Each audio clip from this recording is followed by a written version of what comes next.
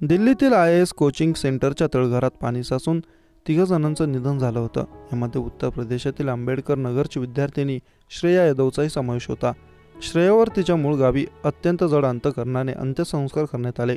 यावेळी तिच्या वडिलांनी आणि कुटुंबियांची अवस्था पाहून साऱ्यांचे डोळे पाणवले.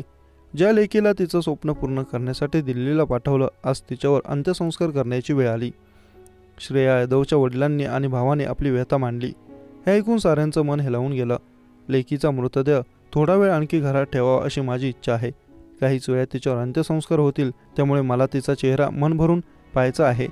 अंत्यसंस्कारानंतर मी पुन्हा तिला कधीही पाहू शकणार नाही, असं श्रेयाचे वडील म्हणाले. अंत्यसंस्कारानंतरही लेकीचा चेहरा वारंवार डोळ्यांसमोर येत आहे. काय करावं काही नाही हे कळत नाहीये. आमचं संपूर्ण जग उद्ध्वस्त झालं. मोठ्या अपेक्षेने तिला शिकायला पाठवलं होतं. कधी असं काही घडेल असं वाटलं नव्हतं, असंही तिचे वडील म्हणाले.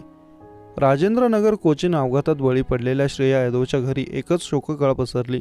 कुटुंबियांचा आक्रोश पाहून सारे हेलावून गेले.